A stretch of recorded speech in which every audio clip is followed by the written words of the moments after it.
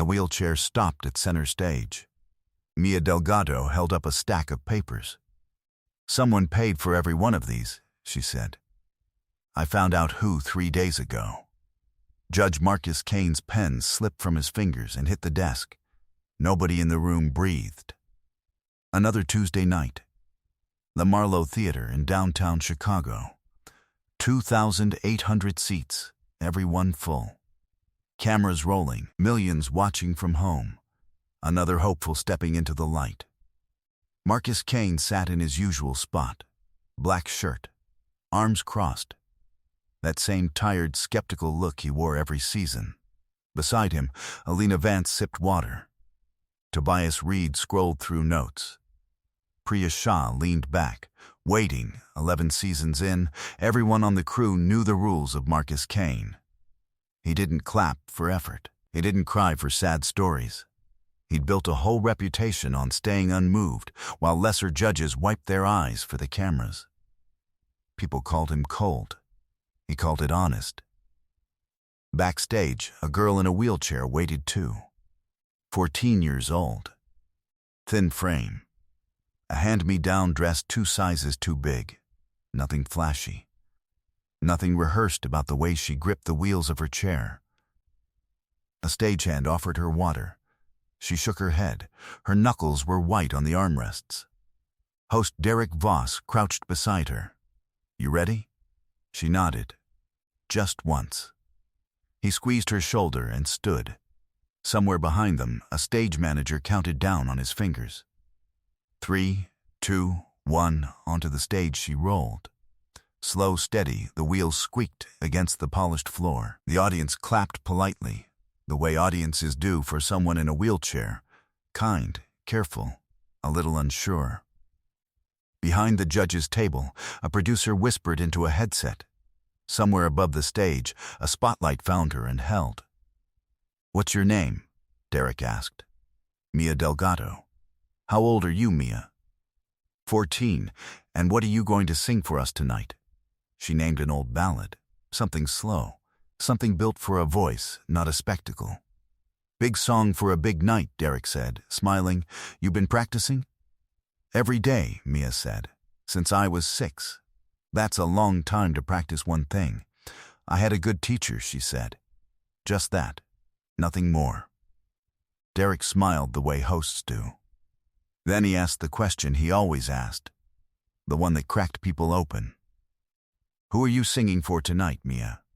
Her hands tightened on the wheels. "For someone who's gone," she said. "And for someone in this room who doesn't know I know." A ripple moved through the crowd, a collective sound. Sympathy, confusion, curiosity, all at once. Marcus finally looked up from his notes. "I grew up at Hopewell," Mia said. "It's a group home. For kids without parents. I've been there since I was 6. Her voice didn't shake. "I lost the use of my legs the same year I lost my mom and dad. Car accident. I don't remember most of it." The audience went quiet in a different way now. "Heavier. For 8 years, someone paid for every music lesson I ever had," she continued. "Piano first, then voice, every week, without fail. Nobody at Hopewell would tell me who. They said it was a promise they made to someone."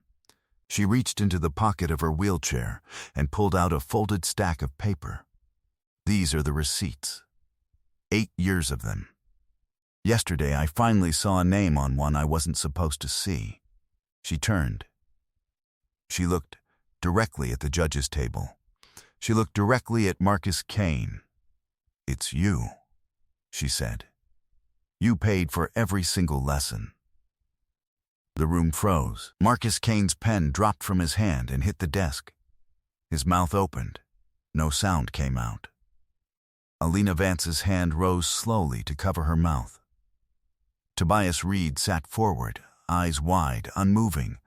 Priya Shah whispered something under her breath that no microphone caught. And Marcus Kane did something he had not done in 11 seasons behind that desk. He stood up. He walked out from behind the table, down onto the stage floor, toward a 14-year-old girl in a wheelchair holding 8 years of paid receipts. His footsteps were the only sound in a theater built for 2,800 people. To understand what happened next, you need to understand what happened 8 years earlier. Back then, Marcus Kane was already famous, already busy, already surrounded by people who wanted something from him. But one person on his crew never wanted anything at all. His name was Samuel Ortiz. He'd worked as Marcus's stage manager for almost a decade. Quiet man.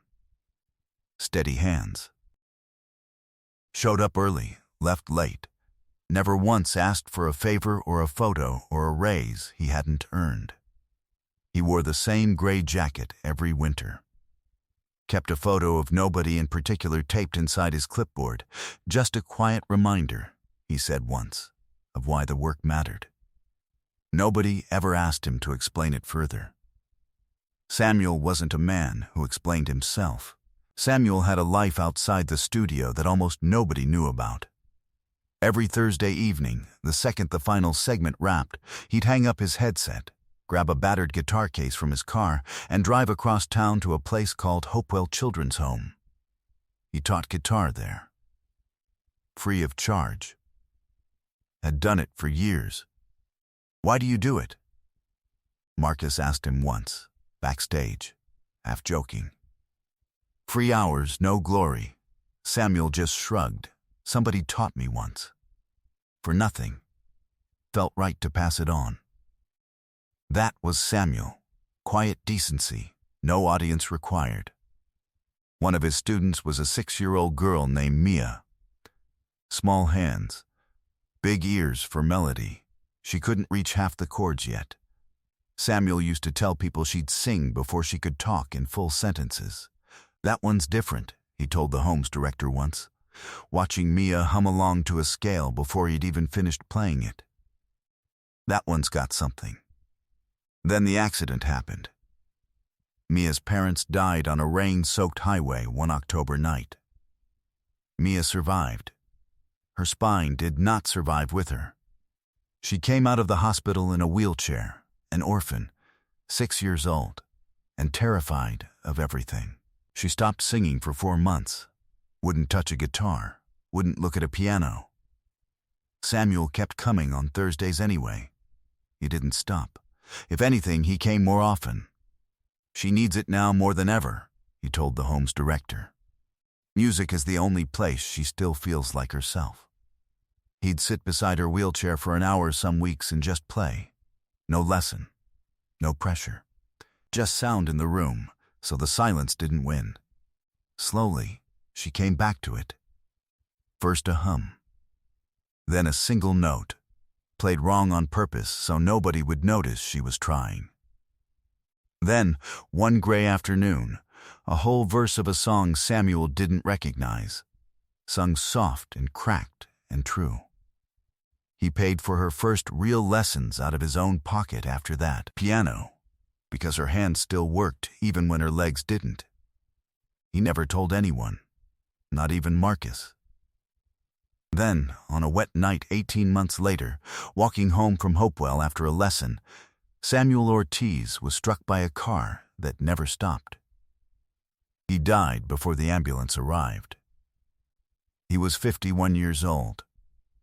Marcus got the call at 2 in the morning. He sat on the edge of his bed for an hour before he could stand up. He didn't cry that night. He said later he didn't have the shape for it yet. That came later. The funeral was small, a handful of crew members, a few neighbors, no cameras. Marcus made sure of that himself, standing near the door like a bouncer against anyone with a phone out. Samuel had no family left of his own, just people who'd known him, scattered thin across a half-empty chapel. At the funeral, a woman from Hopewell approached him. Small, tired, kind eyes. The home's director. Samuel was paying for a little girl's music lessons, she said. Piano, voice, starting soon. I don't know what happens to that now. Marcus asked her name. Mia, the director said. Mia Delgado. She just lost her parents last year. Now she's lost him too. Marcus didn't say much. He wrote a check that week. Then another the next month. Then he set up something quieter, a standing account, paid automatically, no name attached except a code word only the accountant knew. No press, he told his manager. No publicity. This isn't for my image. Nobody hears about this. For 8 years that account paid for every lesson. Piano, voice, sheet music. A better wheelchair when she outgrew the old one, filed quietly under equipment. Marcus never met her.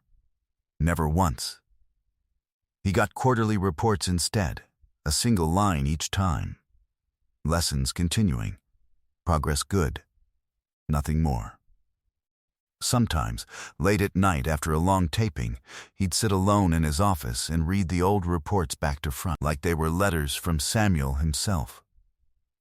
He never once asked to see a photo. Somehow it felt like cheating, like the whole point was staying out of the way. He thought that was the whole story. A private debt. Paid to a man who was gone, through a child who never knew his name attached to it. He thought that was the end of it. Until tonight. Back on the stage, Marcus Kane stood in front of Mia Delgado, close enough now to see her hands shaking on the wheels of her chair. "How did you find out?" he asked. His voice cracked on the last word. "The director retired last month," Mia said. "She left me a letter. Said I was old enough now to know who kept a promise to Samuel."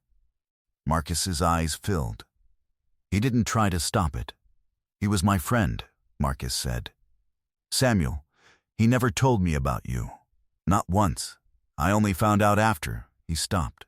Couldn't finish. "I know," Mia said softly. "The letter explained everything. That's why I had to come here. I had to say thank you.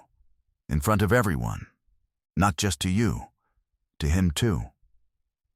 Marcus Kane, the man who had sat behind that desk for 11 seasons, without so much as a wet eye, put his face in his hands and cried in front of 2,800 people and a live audience of millions.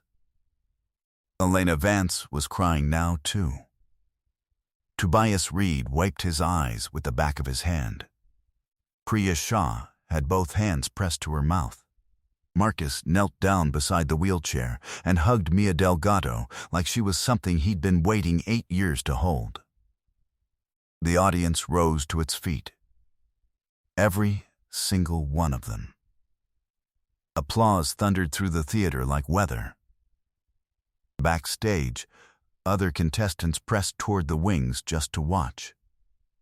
Someone in the balcony was openly sobbing into a jacket sleeve. If this story is moving you right now, share it and subscribe so you never miss one like it. Then, slowly, Marcus stepped back, wiped his face, nodded at her. "Sing," he said. "Sing for him." And she did. Mia Delgado's voice filled the Marlowe Theater, thin and trembling at first, then rising, steady, sure of itself, carrying every Thursday lesson Samuel Ortiz had ever given her for free. She sang the ballad she'd chosen, and somewhere in the second verse, it stopped being a performance and became something closer to a letter, sung out loud, to a man who couldn't hear it anymore. Her hands never left the wheels of her chair. She didn't need them to. The whole room leaned toward her like it was trying to hold her up. Even the crew, headsets on, usually numb to 1,000 auditions, stood frozen at their stations. When she finished, Marcus Kane didn't say a word. He reached forward and pressed the golden buzzer without speaking, tears still on his face, and gold confetti rained down over a 14-year-old girl in a wheelchair who had just kept a promise nobody asked her to keep. In the months that followed, Marcus started a small foundation in Samuel Ortiz's name, funding free music lessons for kids in foster care across the city. Within a year, 40 children were enrolled. He never put his own name on any of it. He framed the last quarterly report he'd ever received about Mia. and hung it in his office. The one that simply read, "Lessons continuing. Progress good." He kept Samuel's old clipboard on the same shelf, the photo still taped inside it. Every year, on the anniversary of Samuel's death, Marcus and Mia have dinner together. They never talk about the accident. They just talk about music.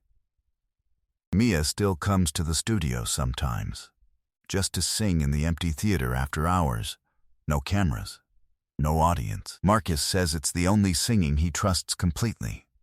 He sits in the front row, arms uncrossed, and listens like a man finally paying off a debt he never wanted to be repaid. Some promises outlive the people who make them. Some kindness only needs one person watching to still be real.